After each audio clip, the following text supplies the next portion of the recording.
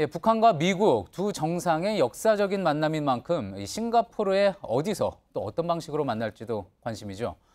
회담 비용은 누가 부담할지에 대해서도 지금 여러 가지 이야기가 나오는데 3년 전 싱가포르에서 중국과 대만의 첫 양안회담, 이 양안회담을 보면은 몇 가지 힌트를 얻을 수 있을 것 같습니다. 싱가포르에서 유선희 기자입니다.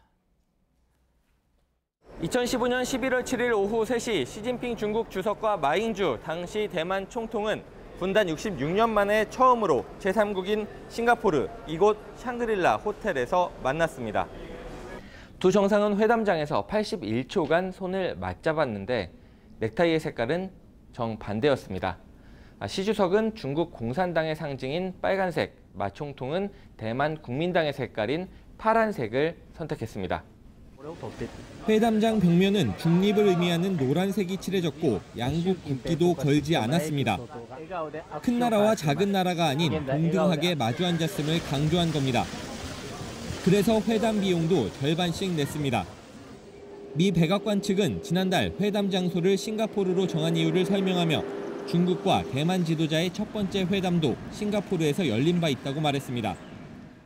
북미 정상회담에 대한 여러 가지 질문에 대해 양안 회담이 참고가 될 수 있다고 설명한 겁니다. 최근 정상국가임을 강조해온 북한은 국제사회의 시선이 모이는 회담장에서 미국과 동등한 모습을 보여주기 위해 노력할 것으로 보입니다. 비용 문제도 마찬가지입니다.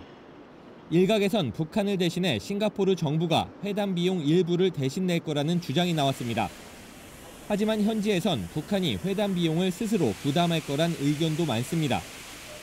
실제로 최근 북한의 움직임을 보면 비용에 크게 신경을 쓰지 않는 분위기입니다.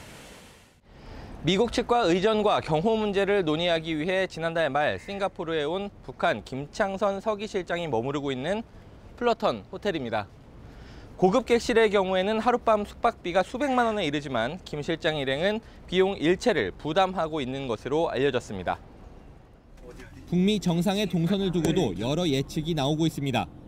호텔 안에서 모든 일정이 끝났던 양안 회담과 달리 남북 정상회담의 도보다리 대화와 같이 전 세계의 이목을 집중시킬 만한 일정이 추가될 수 있다는 겁니다.